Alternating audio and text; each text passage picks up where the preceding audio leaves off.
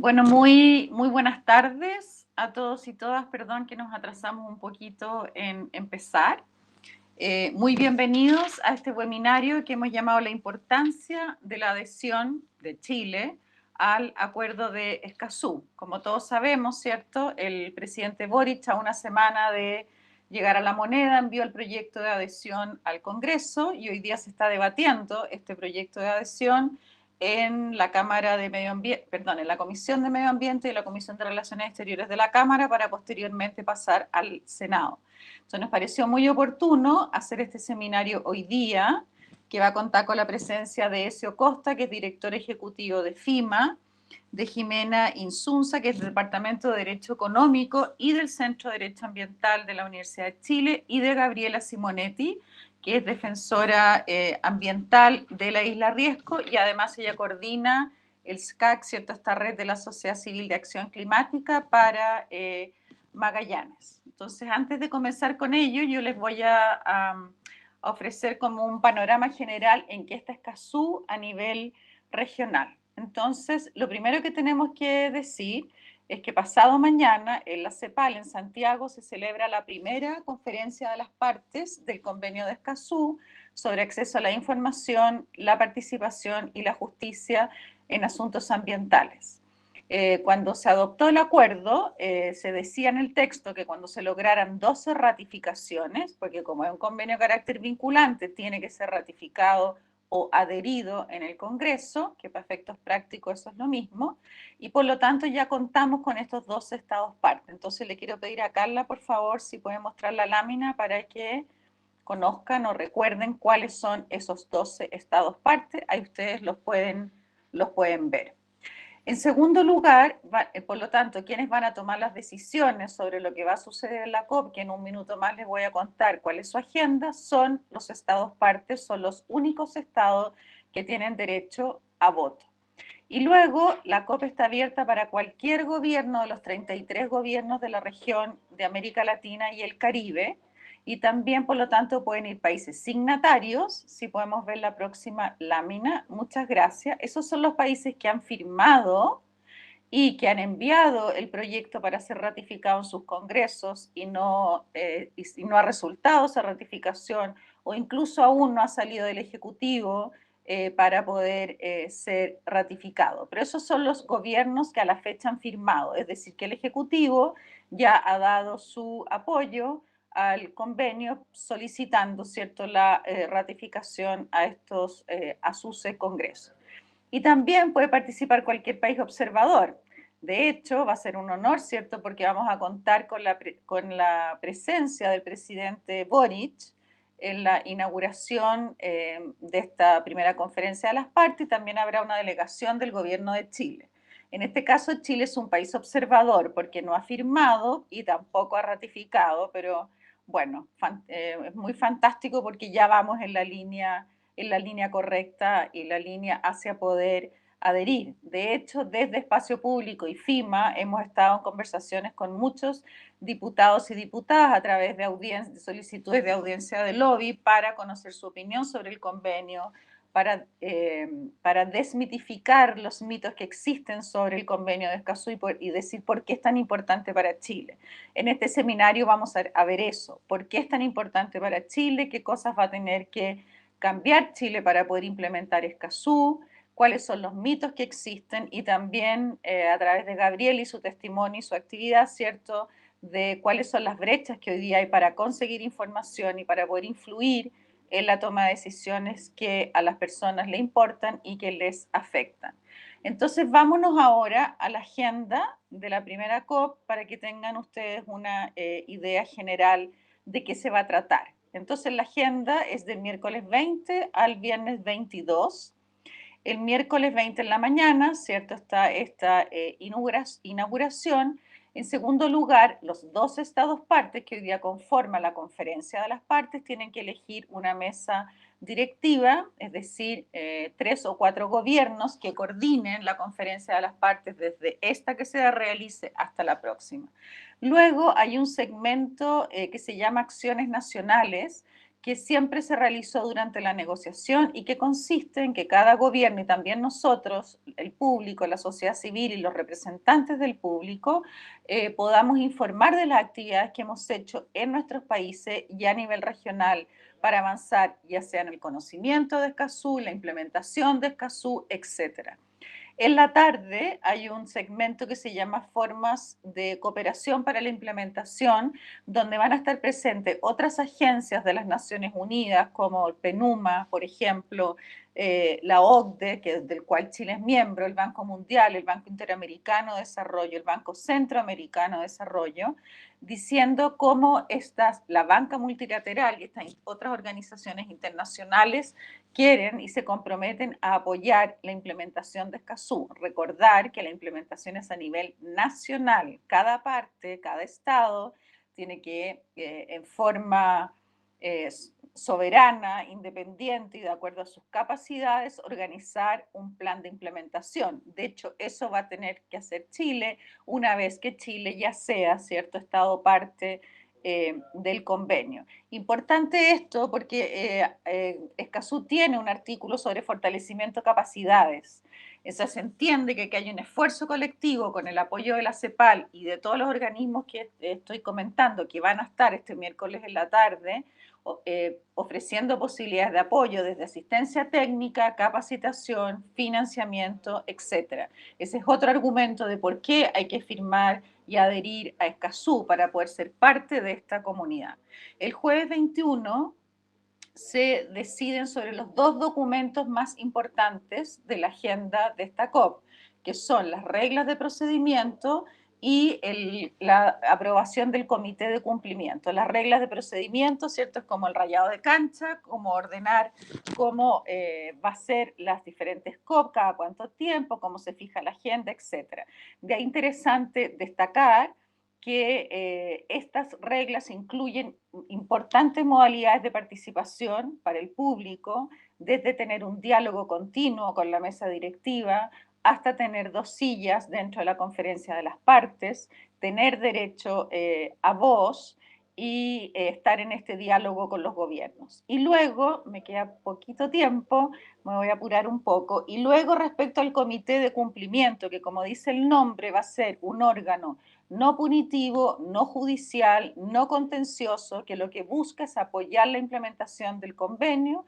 La idea es que esté conformado por 7 expertos, expertas internacionales, expertos en los temas, perdón, independientes de cualquier de los poderes del Estado, de cualquiera de los poderes del Estado, de los estados parte. Y lo más importante, y luego podemos retomar este tema en las preguntas, lo más importante es que ese comité va a poder recibir comunicaciones de cualquier persona, de cualquiera de nosotros que hoy día estamos acá, si el día de mañana el Estado chileno incumple alguna de las obligaciones del Acuerdo de Escazú y por lo tanto va a haber un mecanismo para revisar, para dar recomendaciones, siguiendo el ejemplo, para que el Estado de Chile implemente de mejor forma aquello que no ha estado haciendo bien, y también incluye mecanismos de protección para aquellas personas, como por ejemplo defensores ambientales, que puedan estar en peligro o puedan sufrir represalias por el hecho de haber llevado un caso o una comunicación a este comité de cumplimiento.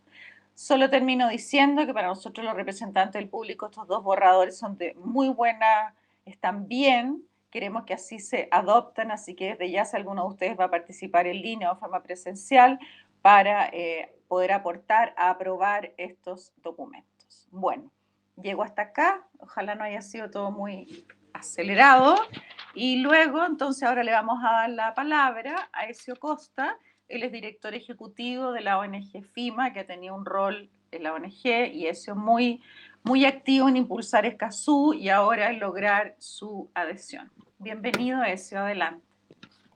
Muchas gracias, Andrea. Y bueno, buenas tardes a todos y a todas. Gracias por incorporarse a este seminario y preocuparse por la ratificación del Acuerdo de Escazú, que efectivamente, como Andrea decía, estamos trabajando juntos, Espacio Público, FIMA y otras organizaciones, Escazú Ahora, varias organizaciones más, por lograr que se ratifique este acuerdo en el Congreso. Y en ese trabajo nos hemos topado con algunos prejuicios, algunas ideas sobre la potencia, el alcance que tiene el acuerdo de Escazú que vale la pena desmitificar. Y entonces vamos a partir por eso, ¿no? Y vamos a partir por las razones que se dieron durante el gobierno pasado, durante el gobierno de Piñera, para no firmar el acuerdo de Escazú, que fueron razones que en general no respondían de manera adecuada a la realidad del acuerdo, ¿no? Creo yo que lo más esclarecedor en términos de entender las razones por las cuales el gobierno anterior no suscribió el acuerdo de Escazú es una columna que publicó el señor Riesco, un ex subsecretario de Medio Ambiente en el Mercurio durante el año 2020, en la cual expresaba los resquemores que existían por parte de la industria para no... con respecto al acuerdo de Escazú. Y entonces, ¿por qué era que de parte de ciertos gremios se había presionado al gobierno para no firmar este acuerdo?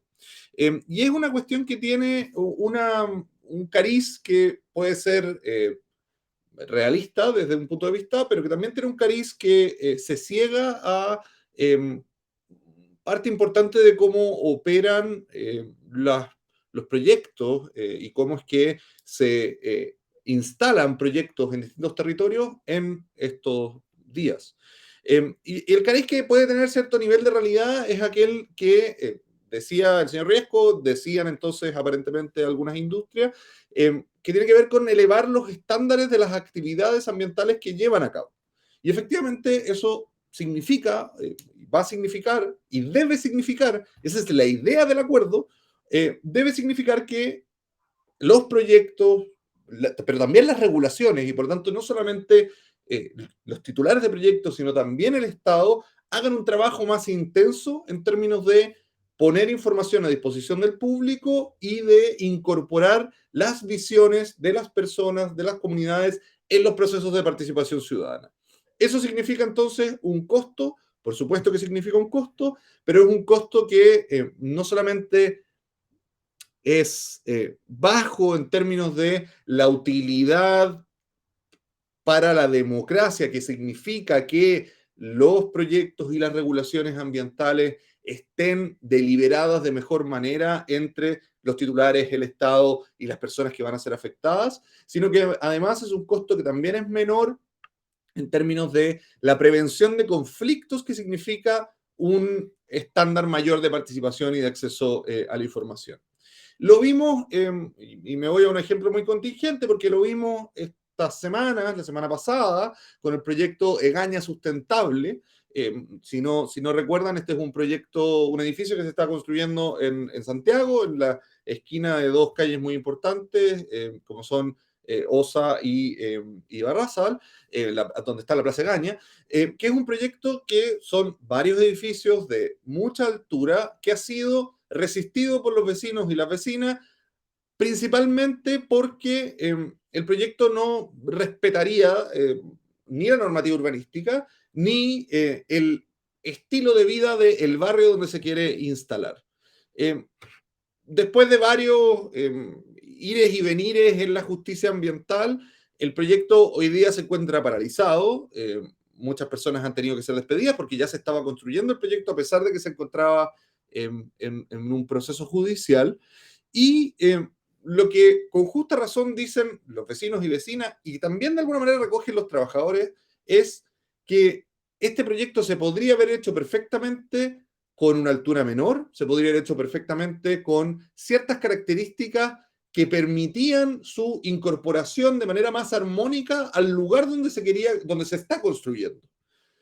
Si desde un comienzo los controladores de este proyecto, en lugar de no tomar en cuenta la visión de quienes pretenden que sean sus vecinos, se hubieran sentado a escucharlos, probablemente hubieran disminuido considerablemente los costos que significa para ellos tener hoy día que suspender ese proyecto. Y esto es muy mal interpretado además por parte de la industria. El fin de semana se hicieron el señor Sutil, que suele hacer alocuciones muy exageradas, hizo otra alocución muy exagerada, señalando que esto era prácticamente como si estuviera la Unidad Popular de vuelta, por la arbitrariedad, según él, que hay en la suspensión del proyecto. Pero la verdad es que lo que hay es una manera de hacer las cosas que no respeta a las personas que van a ser afectadas y que deriva en todos estos conflictos. El acuerdo de Escazú y los estándares del acuerdo de Escazú permiten u obligan a que se incorporen estos mejores estándares y por lo tanto debieran en un mediano plazo significar una disminución de los conflictos ambientales, de los conflictos socioambientales, que es finalmente una de las cuestiones que para todos da mayor certeza. O sea, la mejor certeza que podemos tener, tanto quienes invierten en un proyecto como quienes se ven afectados por un proyecto, de que sus vidas van a poder desarrollarse y sus actividades van a poder desarrollarse de alguna manera, es tener la certeza de que sus posiciones van a estar puestas sobre la mesa a la hora de tomar una decisión. Y eso, que es lo que pretende la participación ciudadana, junto con el acceso a la información, junto con el acceso a la justicia, es lo que Escazú viene a instalar de mejor manera. No es que hoy día no exista todo eso, pero Escazú sube esos estándares y por lo tanto permite esta mejora y esta mayor posibilidad de paz social, diría yo. Entonces, probablemente esa razón que se daba para el rechazo de Escazú es una razón que hay que mirar con mucho ojo, mirar las implicancias que tiene hacia un lado y hacia el otro. Hay un segundo espacio donde se ha producido un rechazo del acuerdo de Escazú, que es un espacio aún más difícil de entender. Decíamos en el primero, efectivamente hay una elevación de estándar y por lo tanto hay un costo asociado. Pero el segundo espacio que se ha dado es aquel que tiene que ver con las implicancias que tendría territorialmente para Chile el acuerdo de Escazú. Eh, Cuestión que es difícil de comprender como objeción al acuerdo, puesto que cuando uno lee el acuerdo de Escazú se da cuenta, primero que nada, que no tiene nada que ver con territorialidad, lo dije mal, pero no importa, con los territorios de los países, sino que tiene que ver con los procesos de creación de normas y aprobación de proyectos y que por lo tanto es muy difícil de ahí sacar alguna lógica que lleve a una posibilidad de demanda por territorio.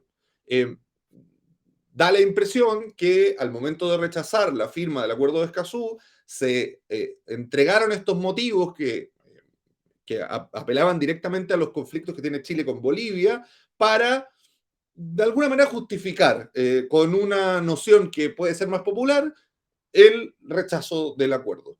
Pero insisto, uno revisa el articulado y lo han revisado un número importante de profesores y profesoras de Derecho Internacional, no solamente quienes nos dedicamos al derecho ambiental, sino que también quienes se dedican al derecho internacional, y la verdad es que no se encuentra allí posibilidades efectivas de que haya una demanda o un conflicto que tenga que ver con territorio. El acuerdo de Escazú tiene que ver con la implementación de los derechos de acceso, participación, información, justicia, tiene que ver con la protección de los defensores y defensoras ambientales. Y los artículos que hacen referencia a eventuales conflictos entre naciones son artículos que, de nuevo, no tienen que ver con el territorio. Hay un artículo, que es el artículo 19, que habla sobre las diferencias en la implementación del acuerdo que pueden tener dos estados, que eventualmente podría llegar a un juicio sobre la implementación del acuerdo. Muy difícil por el tema que se trata, pero podría ser. Y es una cláusula que busca, en primer lugar, una solución pacífica de la controversia, de una forma escalonada, en la cual se obliga a las partes a esforzarse en términos de negociación antes de poder llevar esta diferencia a algún tipo de tribunal, que puede ser la Corte Internacional de Justicia o un arbitraje. En cualquier caso, insisto, es sobre los puntos del acuerdo que no tienen nada que ver con el territorio.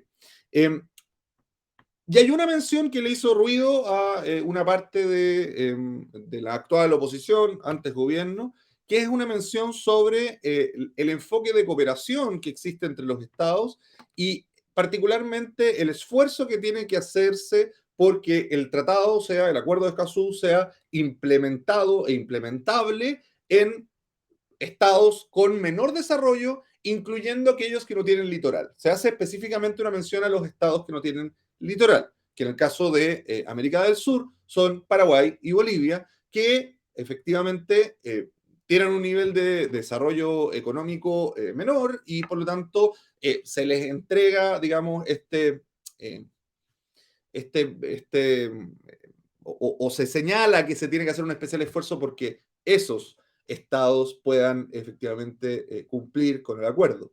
Pero de nuevo, en este cumplimiento del acuerdo, y que tiene mucho que ver además con algo que decía Andrea antes, que es cómo va a funcionar el comité de cumplimiento, en esa implementación del acuerdo, el hecho de no tener litoral puede ser eh, antecedente para dar cuenta de ciertos niveles de vulnerabilidad o de necesidad de apoyo en el cumplimiento, pero no para exigir un litoral, para exigir una salida al mar, que es lo que se planteaba como temor por parte de una parte del gobierno que ya terminó, del gobierno de Sebastián Piñera.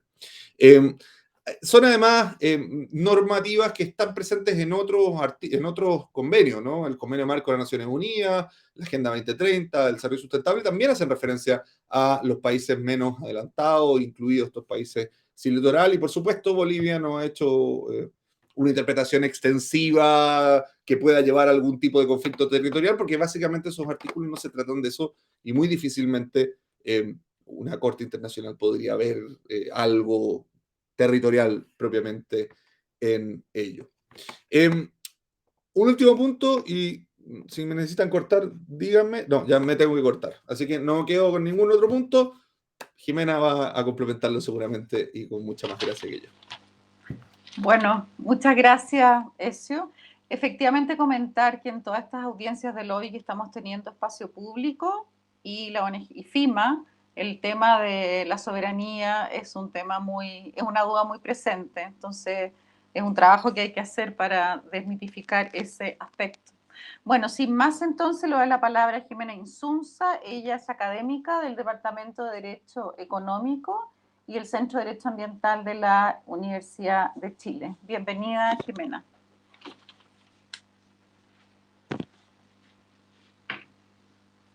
No se escucha.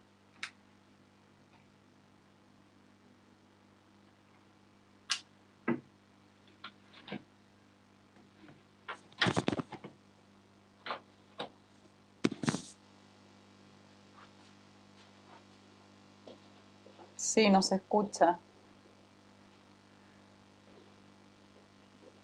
Bueno, voy a decir mientras tanto que cuando terminemos las presentaciones, vamos a tener un buen espacio para preguntas y respuestas. Así que, por favor, vayan anotándolas y quédense con nosotros hasta el final. Gracias.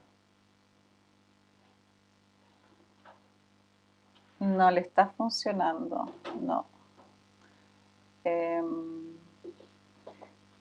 Carla, una pregunta nuestra, ¿y si cambiamos? Exacto, eso, cambiamos el orden y pasemos a Gabriela. Y luego volvemos contigo, Jimena. Bueno, Gabriela Simonetti, ella es lo que podemos llamar exactamente una defensora ambiental de un proyecto, ya vive en Isla Riesco, y además es coordinadora de la red de la Sociedad Civil para la Acción Climática de Magallanes, que se llama SCAC. Muy bien, Gabriela. Gracias, Andrea. Fui coordinadora, lo acabo de dejar, pero un muy bonito proceso en SCAC Magallanes. Bueno, ahí entre medio de la explicación más técnica, yo quisiera aportar con la experiencia desde la defensa ambiental para que veamos también cómo en la práctica la teoría se puede hacer carne, ¿no? Yo soy defensora ambiental desde hace ya, no sé, 15 años y lo he hecho desde distintos espacios, desde ONGs que ponen en valor la naturaleza hasta movimientos territoriales, como decía Andrea, en Isla Riesco, en Magallanes, trabajando para detener la minería del carbón en Patagonia. Y creo que todos los espacios de defensa ambiental, desde la academia hasta la ciencia y los territorios, compartimos La profunda convicción, que yo diría que es un hecho, ¿no?, de que nuestro bienestar y el buen vivir depende de la naturaleza. Y por lo tanto, cuando uno hace defensa ambiental, no está protegiendo solamente a sí mismo y los territorios donde habita, sino que en realidad está haciéndole un bien a quienes habitamos este planeta y a quienes vendrán, ¿no? Y en ese sentido, la defensa ambiental es clave, y la ciudadanía ha sido muy clave en este proceso de conservación de la naturaleza. Tenemos ejemplos a lo largo de toda la historia y en todo el mundo. Personalmente, a nivel internacional, hay una mujer que fue muy inspiradora para mí, que se llama Wangari Maathai, una mujer de Kenia, que creó el Cinturón Verde, que fue agrupar a un grupo de mujeres campesinas que se pusieron a reforestar. Y con ello no solamente ayudaron a conservar biodiversidad, sino que además enfrentaron situaciones de pobreza, de escasez de alimento, de contaminación de aguas, mostrando claramente que la defensa ambiental está íntimamente vinculada con nuestro bienestar. Y tenemos ejemplos en Chile también. Hoy día, todas las organizaciones y movimientos sociales que han trabajado para decir chao carbón han logrado que hoy día tengamos un plan de descarbonización y cierre de termoeléctricas que es mucho más ambicioso de lo que sería sin ellas. ¿Puede ser más ambicioso? Sí. Pero yo creo que en lo que todos y todas estamos de acuerdo es en que cerrar las termoeléctricas es un imperativo y nos hace bien, no solamente a las comunidades de las zonas de sacrificio, sino que al mundo, dejar de quemar carbón. Es decir, cuando estas personas han dedicado su vida, decenas de años, a hacer defensa ambiental, nos están protegiendo a todas y a todos. Y sin embargo, las personas que hacemos defensa ambiental nos encontramos con barreras sistemáticamente, tanto a nivel latinoamericano como en Chile, a distintas escalas y en distintos procesos, pero que hacen mucho más difícil esta participación y por lo tanto debilita la conservación de la naturaleza y nuestro bienestar. Quisiera dar ejemplos muy concretos de la experiencia que hemos tenido nosotros en el proceso de defensa ambiental de Isla Riesco, asociados al Acuerdo de Escazú. El Acuerdo de Escazú garantiza 3 derechos de acceso, ¿verdad? Acceso a la información, a la participación y a la justicia, además de un entorno seguro para las y los defensores ambientales. En el caso del acceso a la información, por ejemplo, yo creo que ya se ha hablado muy largamente del problema que hay, por ejemplo, de lo dispersa que está la información en Chile. Si bien Chile tiene bastante información disponible y una ley de transparencia que es súper importante, todavía es difícil encontrar toda la información en un mismo lugar y tener una noción completa de cómo está pasando, o sea, de cómo se están construyendo las cosas en un territorio. Por otro lado, hay un problema de lenguaje que también ha sido largamente discutido, ¿cierto? Las instancias de participación están puestas en un lenguaje que es muy poco accesible para las comunidades, pero también hay un problema de vuelta, y es que cuando nosotros no entendemos muy bien lo que nos están tratando de decir y hay que contratar personas que hablan este lenguaje que se nos exige, tampoco podemos contestar y lograr entregar todos los conocimientos que hay desde los territorios. Y eso implica entonces que hay una brecha de información en que los proyectos no contemplan toda la información disponible por esta carencia de lenguaje común. Pero también hay otra cosa que pasa con la información y es que a veces sencillamente no está. Por ejemplo, nosotros vivimos durante mucho tiempo escuchando explosivos al lado de nuestra casa en la minería. Y pedimos información por ley de transparencia para saber cuáles eran los decibeles que se estaban alcanzando para ayudar en la fiscalización, ¿verdad?, de este proyecto y el cumplimiento ambiental. Esa información no estaba. Entonces todavía hay una brecha allí. Después, en el segundo derecho, que es el de participación, quisiera poner 2 ejemplos. Hay algo que le ha pasado a muchas comunidades sistemáticamente y es que en la evaluación de proyectos todavía el Servicio de Evaluación de Impacto Ambiental nos ha negado la participación ciudadana bajo la interpretación de una ley que no voy a detallar acá, pero que se lo ha hecho a muchas comunidades. Y todas esas comunidades tenemos que ir hacia la Corte Suprema para que finalmente la Corte Suprema diga que es un derecho y que podemos participar y se retrotraigan los procesos y empecemos a evaluar con participación ciudadana. Y ha sido un loop que ha pasado en muchos territorios en Chile y sin embargo el Servicio de Evaluación Ambiental sigue replicando esta interpretación y negándonos la participación. ¿Qué ha implicado eso? Que hay comunidades que si no tienen acceso a la justicia, que si no pueden llegar a la Corte Suprema, si no tienen el tiempo, la energía, los recursos, no acceden a la participación. Y por otro lado, quería contar un caso que siento que es muy, como que grafica muy bien lo bien que nos haría tomar en cuenta la participación ciudadana, porque a veces sí logramos participar, A nosotros nos pasó en la evaluación de la minería del carbón, que está en Isla Riesco, que participamos en su evaluación al inicio. Y una de las preguntas que hizo la ciudadanía fue, bueno, ¿cuál va a ser el impacto si esta minería ocupa explosivos? Y la empresa dijo, no, no vamos a ocupar, así que no les vamos a responder sobre los impactos. Y el gobierno dijo, ah, bueno, si ellos dicen que no, entonces no. Y se aprobó, ¿ya? Desestimando esta consulta ciudadana. Y 4 años después teníamos a la empresa diciendo que era urgente ocupar estos explosivos porque si no, no podía operar. Cuento corto, para no hablar de 10 años de historia, la empresa hoy día está cerrando por no poder ocupar esos explosivos porque no los evaluó correctamente. ¿Cuánto nos hubiésemos ahorrado si le hubiesen hecho caso a la participación ciudadana en ese momento? Nos hubiésemos ahorrado un rajo, nos hubiésemos ahorrado millones de toneladas de carbón en termoeléctricas, nos hubiésemos ahorrado contaminación del mar, tala de bosque nativo, drenaje de lagunas, pero además la empresa se hubiese ahorrado millones de dólares invertidos en un proyecto que no era viable. Entonces, cuando uno considera la participación ciudadana, que a veces tanto miedo se le tiene, podríamos estar ayudando incluso a las inversiones. Luego tenemos el tema del acceso a la justicia. Aquí solo quiero decir que si bien Chile tiene tribunales ambientales, eso no significa que nosotros tengamos garantizado el acceso, que exista una puerta, no significa que yo realmente la puedo cruzar. Aquí nosotros necesitamos generar recursos para acceder a estos tribunales, hay que ir con abogados y abogadas. Afortunadamente en Chile existen organizaciones como FIMA o universidades que prestan esta ayuda, pero es una gestión privada. Es la ciudadanía la que se organiza para poder acceder a estos espacios. No hay ninguna garantía de poder hacerlo. Depende de uno, ¿no? Y ahí hay una brecha que hay que subsanar. Y por último, el ejemplo del espacio seguro para defensores y defensoras ambientales creo que es clave. En esto Chile no tiene nada. En las otras cosas sí tenemos y hay que mejorar. En esto no hay nada de nada. Y yo no sé si ustedes lo han visto, pero yo creo que semanalmente nos enteramos de nuevas amenazas y amedrentamientos a defensores y defensoras ambientales que no tienen ningún eco en la justicia. Y yo lo puedo decir por experiencia personal. Nosotros cuando recibimos una amenaza de muerte fuimos a pedir ayuda. No supusimos que el gobierno no podía, porque nos habían dicho dentro de los argumentos, cuando Ezio comentaba por qué no se firmaba, uno de los argumentos iniciales fue que teníamos todo. Entonces yo fui y pedí ayuda al gobierno, a la Seremía de Medio Ambiente, de Gobierno, denuncia a Fiscalía, a Carabineros, a la PDI, al municipio y así.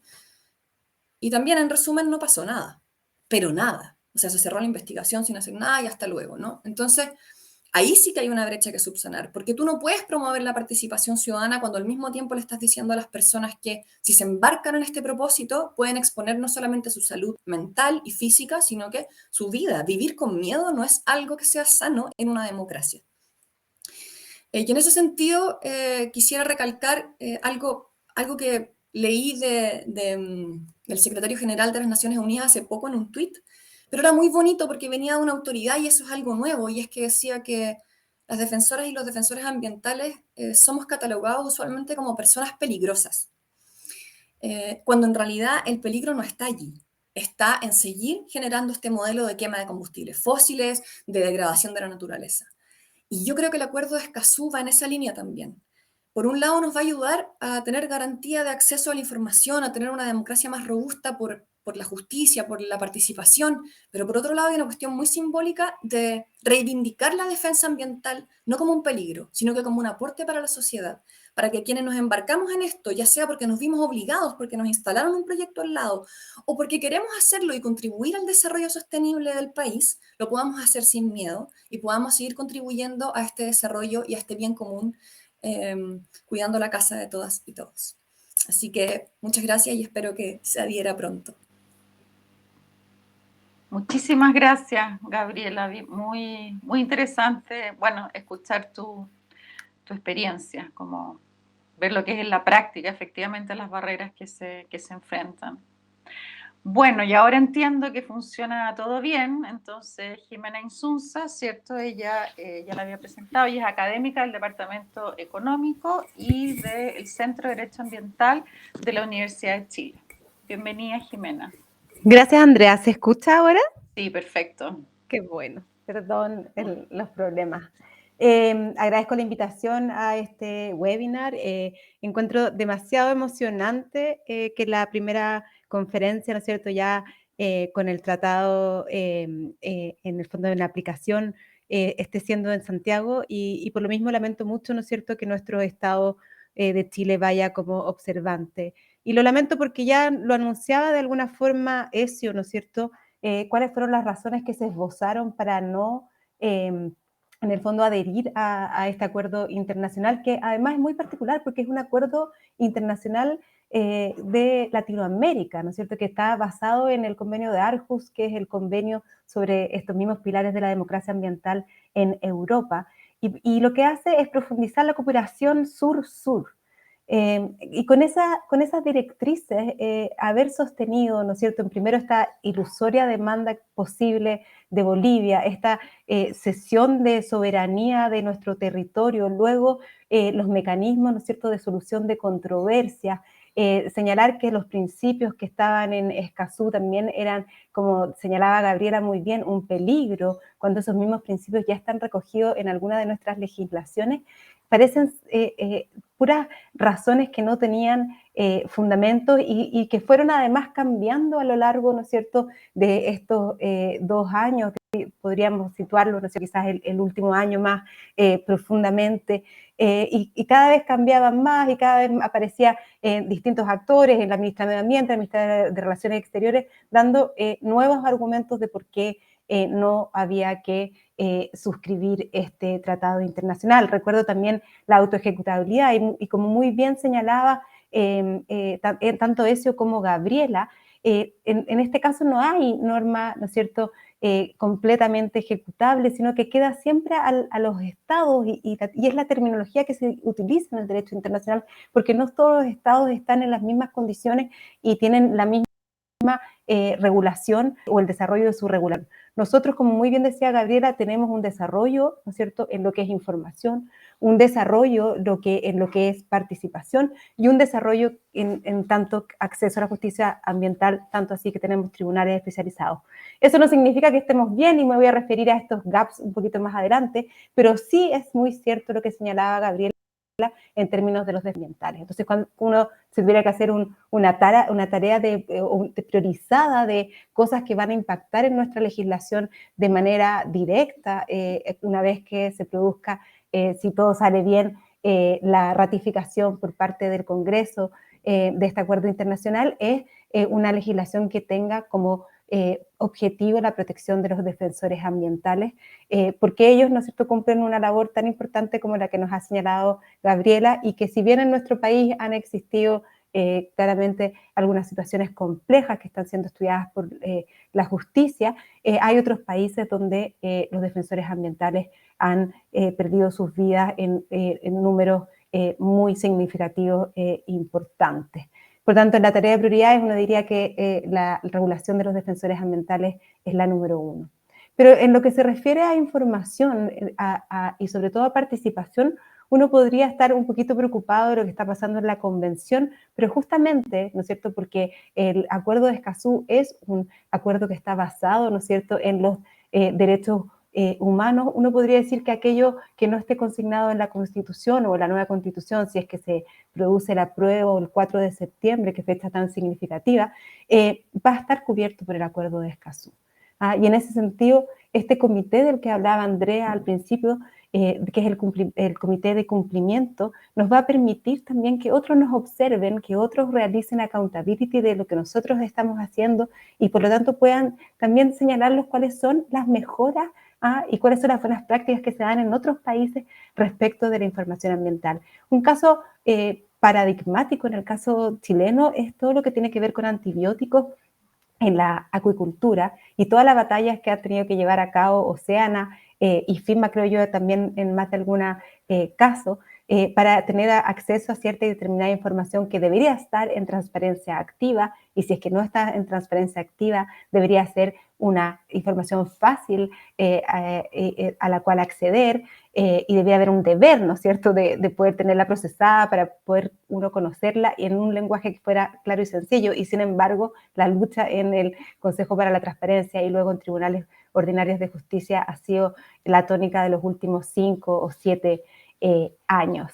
En cuanto a participación, nosotros creemos en una participación, y Escazú así lo dice, una participación que sea incidente. Entonces, el caso que relatabas, ese es muy importante. Es un caso que siempre se supo que había una oposición por parte de la ciudadanía, y una oposición que no tiene que verse como un peligro, sino como el ejercicio de un derecho, el derecho, ¿no es cierto?, a ser parte de la deliberación en la toma de decisiones ambientales. Entonces, hoy día vemos un escenario catastrófico en el cual muchos dicen que hay una actividad que se ve paralizada, que hay pérdida de puestos de trabajo, pero como muy bien decía en el caso de Mina Invierno, es muy replicable al caso del proyecto inmobiliario Egaña Sustentable, porque si se hubiese entrado no por una declaración, sino por un estudio, si por tanto se hubiese hecho una participación desde el primer día, se incluye la comunidad desde un primer día, es muy probable que el desenlace del proyecto no fuera el que tuvo ahora, donde efectivamente las posibilidades se reducen porque ya fue materia de objeto de un pronunciamiento del segundo tribunal ambiental. Y entonces llegamos al tercer pilar, que es el acceso a la justicia ambiental, y en este sentido señalar que aquí yo creo, ¿no es cierto?, que está el gran desafío también para nuestro país. Porque nosotros, pese a tener tribunales ambientales, es decir, tribunales especializados, tenemos una legitimación, es decir, la posibilidad de abrir la puerta del tribunal muy restringida. Muy restringida tanto por los actos los cuales se pueden impugnar, tanto por las razones que se pueden impugnar, y además se ha dado, ¿no es cierto?, una práctica compleja respecto de cómo llegar a la Corte Suprema a través del sistema recursivo. No quiero ser muy específica como suelen ser los abogados, pero lo que quiero decirles es que el sistema que está proporcionado para efectos de impugnar las resoluciones de los tribunales ambientales es un sistema que se ha ido cerrando con el correr del tiempo, y por lo tanto la Corte Suprema no se está pronunciando sobre el fondo, y no tenemos a los jueces generalistas de nuestra cúspide de la pirámide, ¿no es cierto?, de justicia, viendo los temas ambientales, cuando en el recurso de protección muchas veces han sido bastante vanguardistas y han aplicado, de hecho, por ejemplo, en el derecho humano al agua, tratados internacionales como una norma para decidir el asunto y el conflicto. Entonces, no quiero pasarme en el tiempo, ya me quedan 60 segundos, quisiera como resumir y hacer una síntesis.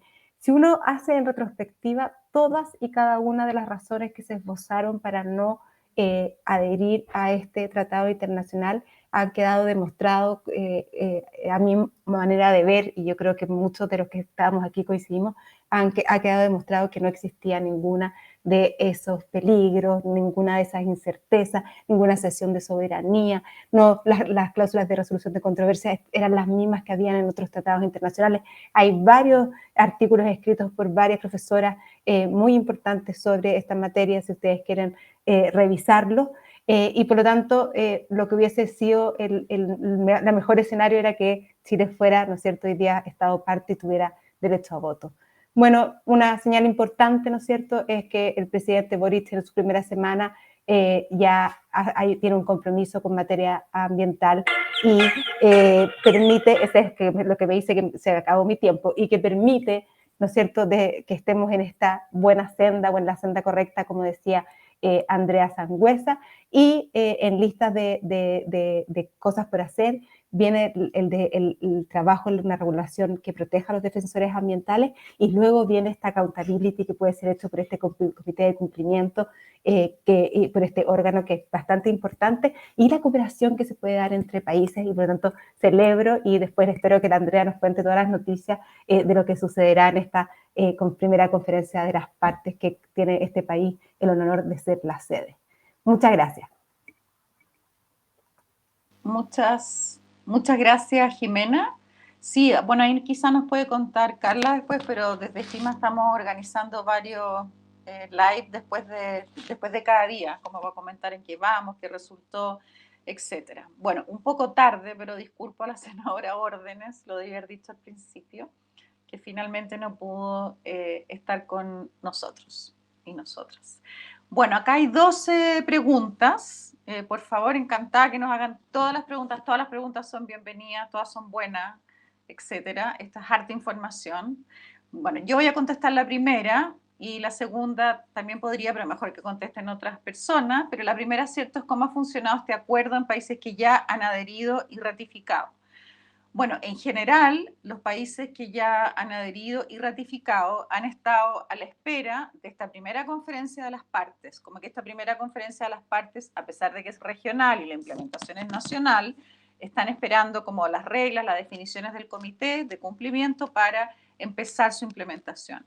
¿Cómo van a comenzar entonces la implementación? La CEPAL lo que tiene ahora, y desde ya los invito porque tiene un proceso de consulta, diseñó lo que se llama la guía de implementación del convenio de Escazú.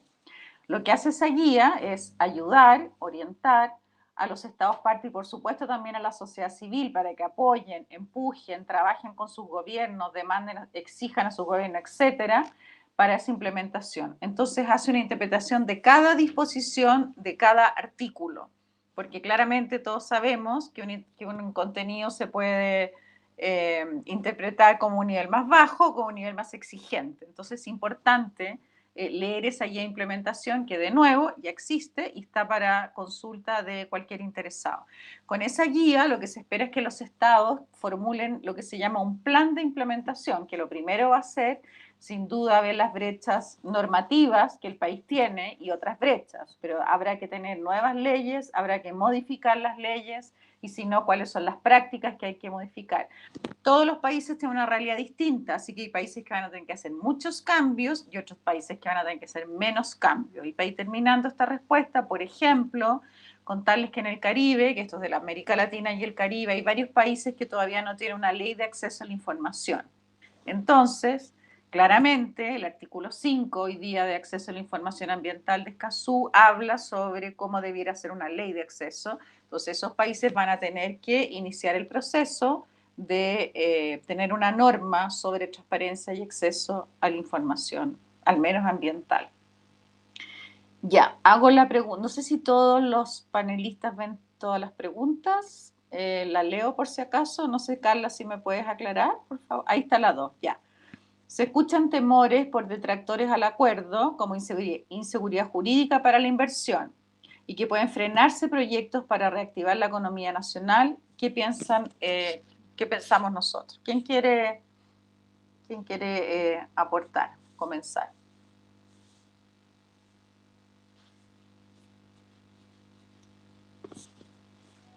Bueno, puedo comenzar yo, quizás alguien más después se puede sumar. Bueno, efectivamente nuestra posición es que Escazú crea mayor certeza jurídica, no menos. ¿Por qué? Porque al tener mejores normas y procedimientos de participación, tomando el ejemplo de Gabriela, que lo graficaba excelentemente bien, es decir, cuando no hay participación o cuando los asuntos que a la comunidad le preocupan no se saben inicialmente en el proceso, que es lo que Escazú establece, eso muchas veces puede ser fuente de conflictos ambientales que también van a tener costos económicos, entre otros, para el proponente de ese proyecto.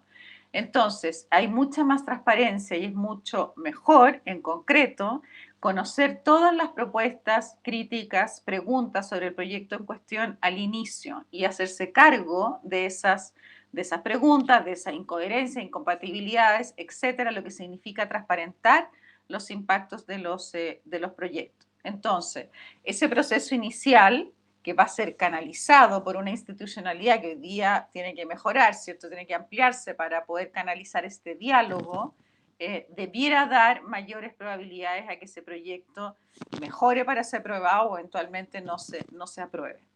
Entonces creemos que va en eso es lo que yo podría aportar y por supuesto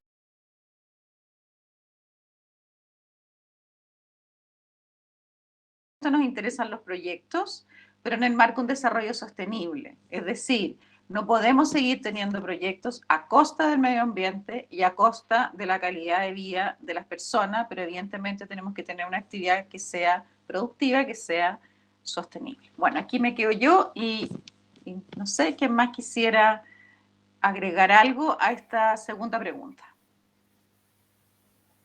Yo puedo empezar, Andrea. Les pido disculpas desde ya si escuchan ruido de un niño que está saltando, pero ya no lo puedo mantener más quieto. Yo creo que el tema de la incerteza jurídica es un tema que en cualquiera de las dimensiones ambientales en las que nos situemos aparece. Y yo creo que es muy importante pensar que no existe certeza en general en muchos ámbitos y podemos convivir con ella sin mayores problemas. Y de hecho en una sociedad como la que tenemos, una sociedad de riesgo, uno diría que la certeza es la regla general. Si con certezas jurídicas lo que están tratando de en realidad darle sentido es a tener una autorización que sea una autorización de realización de ciertas actividades que sea pétrea, que sea inamovible, eso tampoco tiene sentido con un medio ambiente que es un sistema dinámico. ¿Ah? Y por lo mismo uno debería pensar en tener autorizaciones que tuvieran cláusulas de actualización cada 5 años, porque los impactos que se evalúan en el año X no son los mismos en el X más 5. Entonces, a mí me preocupa cómo se ha sentado este discurso, y un poco lo que decía eso respecto de las declaraciones de Juan Sutil, luego cuando cada vez que se envía un proyecto de modificación del sistema de evaluación de impacto ambiental se habla de que eso va a atentar con la certeza, cuando vemos las discusiones que hay al interior de la Convención Constitucional respecto del derecho de propiedad o de cómo el medio ambiente y su relación indisoluble, del ser humano y su relación indisoluble con el medio ambiente van a impactar estos derechos, también luego que la certeza jurídica que está. Entonces, es complejo, creo yo, eso, no darle un contenido a lo que se quiere llamar como incerteza jurídica. Las reglas del juego hoy día existen, las reglas del juego han sido criticadas, los actores tenemos consenso, diría yo, en general, que hay que hacer modificaciones, que hay que esperar la Constitución y el apruebo para realizar esas constituciones, y tal como dijo Andrea, hoy día el medio ambiente no está disponible, ¿no es cierto?, para hacer cosas a su costo y con la degradación y con el efecto que han existido en los últimos 30 años. Tenemos que respetar su capacidad de carga y yo creo que vamos en una buena dirección. Y si eso significa una nueva regla de juego con una nueva, entre comillas, certeza jurídica, bueno, eso es lo que tiene que ocurrir. Por lo menos esa es mi humilde opinión. ¿Eso quieres agregar algo, Gabriela, o pasamos a la otra pregunta? Yo creo que Jimena ya lo dijo todo muy bien, así que podemos pasar a la otra pregunta. Sí. Perfecto. Solo yo quiero agregar una cosa, que es, acabamos de terminar una investigación en varios países del Instituto de Recursos Mundiales, porque también parecido a esta pregunta y otra pregunta, que se van a sobrejudicializar los casos o que se van a ir más a la justicia los casos y se van a frenar más los proyectos. Es un argumento que escuchamos mucho. Bueno, los que estamos todos acá no me cabe ni una duda que tienen muchos ejemplos, pero esta investigación en 9 países muestra que todos aquellos casos que llegaron a la justicia, en estos casos todos se debían a la falta de información oportuna, a la falta de información entendible, o no se había entregado la información o no se había entregado completa. Ese es un tema de acceso a la información. Y en segundo lugar, el derecho a la participación, que las consultas no se habían realizado de acuerdo a la norma existente, que las propuestas, comentarios, etcétera, mejoras no se habían tomado en cuenta para la decisión final del proyecto. Eso quiere decir que si tenemos mejores canales de acceso a la información y de participación, que es lo que dice Escazú, y que tenemos un mejor estándar, eso debiera al menos canalizar los conflictos y sin duda quizás tener menos proyectos de la justicia, siempre y cuando reconociendo que la justicia es un derecho humano sin duda, pero con esta sobrejudicialización no gana nadie. De hecho, mucho sufren las personas en ese aspecto, como contaba Gabriela. Paso a la pregunta 3. ¿Se descentralizarán regionalmente las atribuciones respecto a este acuerdo? Por ejemplo, en la isla podría acercarme a una seremía, a un municipio, a una delegación provincial para denunciar, solicitar información y otros. Yo, permiso. Dale. A ver, el acuerdo en sí no exige quizás una descentralización al nivel que se está preguntando, pero la normativa ambiental en general sí contiene instrumentos que la descentralizan, por así decirlo. La mayoría de la toma de decisiones ambientales se produce hoy día en las regiones ya. Es esperable que con la nueva constitución que declara un estado regional y le da más poder a las regiones, sea aún más potente, digamos, ese espacio de toma de decisiones en las propias regiones.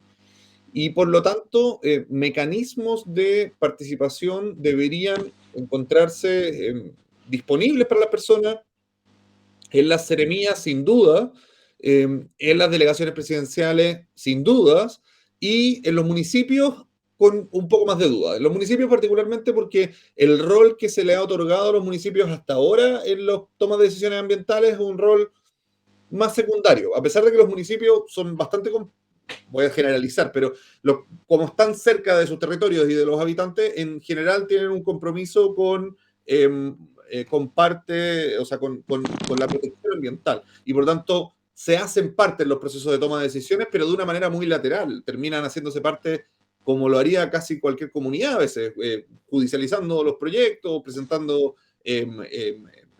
reclamaciones administrativas, etcétera, porque no tienen este espacio previo.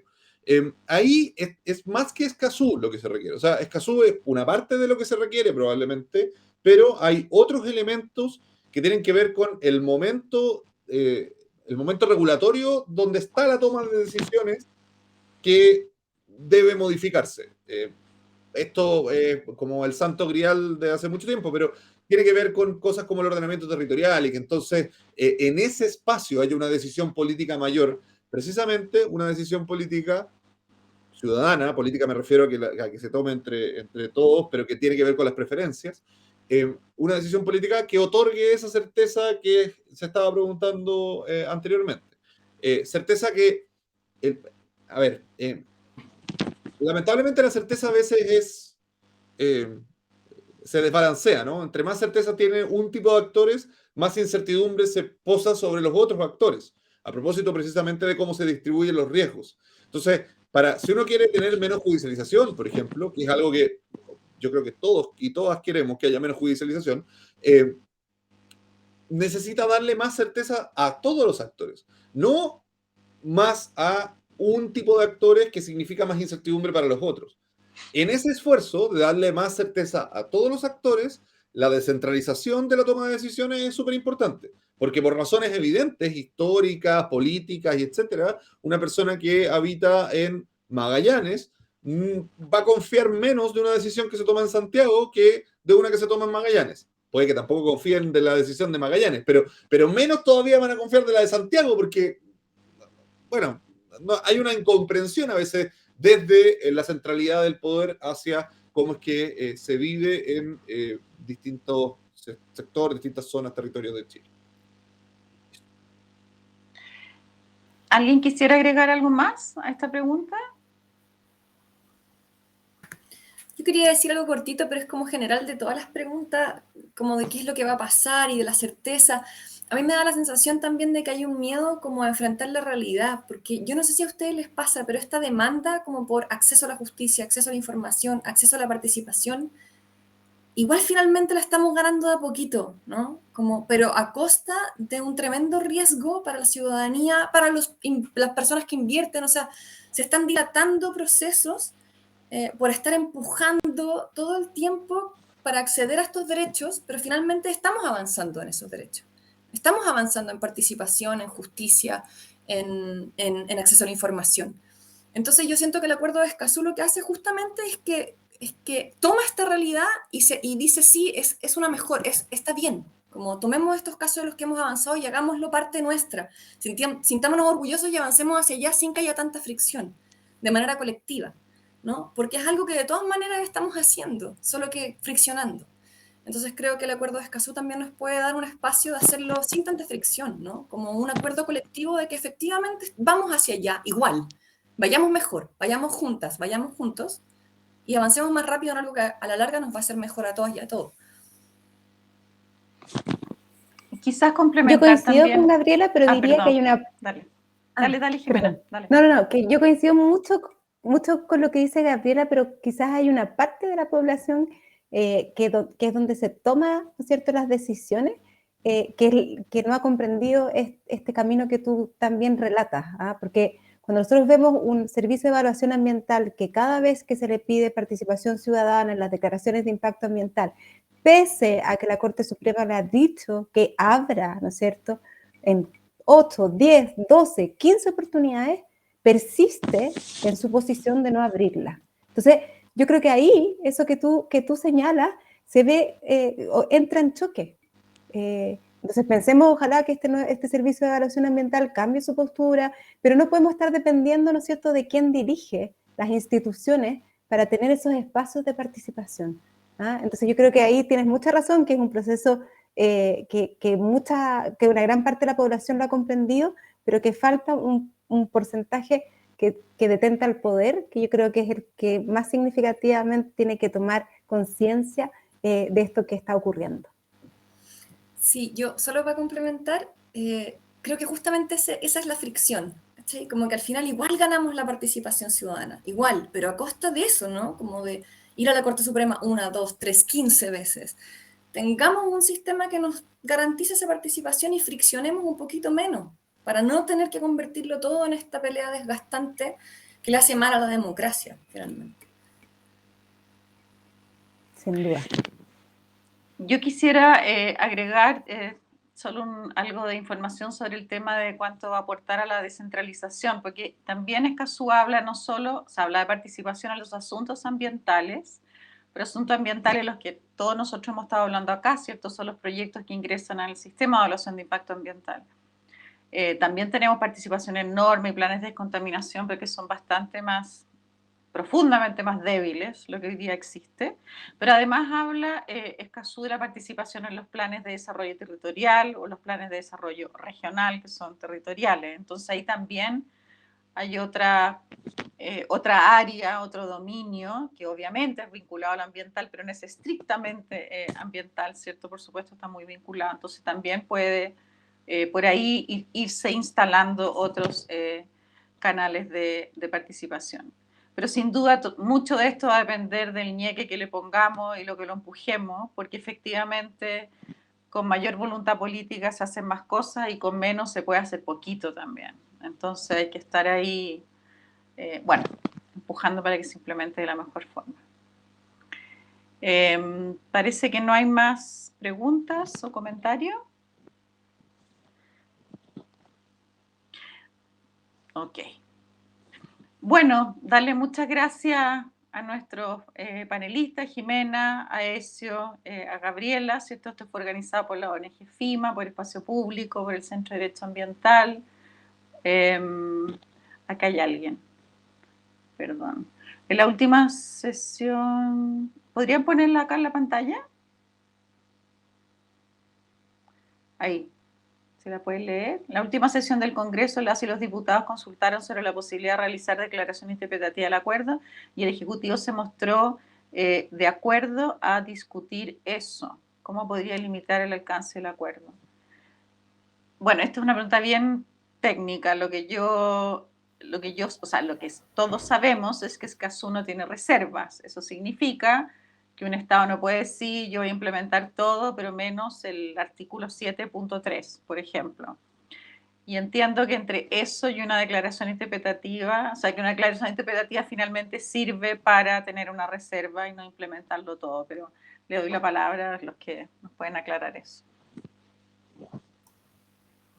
Ni Ezio ni yo somos profesores de Derecho Internacional, pero lo que uno podría responder, ¿no es cierto, Francisca? Es que efectivamente yo creo que usar la palabra limitar el alcance ya demuestra que iría en contra del tratado internacional mismo. Entonces puede haber efectivamente un acuerdo interpretativo, o sea, un acuerdo interpretativo que podría quizás demorar más, ¿no es cierto?, la implementación o dejarla sujeta, ¿no es cierto?, a ciertas determinadas condiciones, pero en caso alguno podría oponerse a través de esta declaración interpretativa al objeto mismo, ¿no es cierto?, que tiene este tratado internacional, que justamente por el hecho de ser en materia de ambiental no admite reserva. Eso es algo como común de los AMUMAS, no es algo particular del acuerdo de Escazú. Ahora, yo creo que esa es como, de nuevo, la contracultura, ¿no es cierto? Buscar hasta el último resquicio para ver cómo podemos limitar algo en lo que en realidad deberíamos estar celebrando. Entonces, yo ahí como que diría más bien que tratemos de no estar tan disponibles a estas declaraciones interpretativas y hagámonos cargo de Escazú como corresponde. Añadiendo muy poco, pero no sabemos qué es lo que quieren los diputados, las diputadas efectivamente poner en una declaración interpretativa, pero de todas maneras la declaración interpretativa tiene un valor jurídico escaso. No es nulo, pero escaso. Es básicamente el Estado de Chile diciendo yo creo que esto se aplica y interpreta así. Y entonces después, si es que estamos en un proceso internacional, presentar eso diciendo, pero yo dije que esto se aplica e interpreta así. Y es como, sí, bueno, qué bueno que lo haya dicho usted, pero resulta que no es así.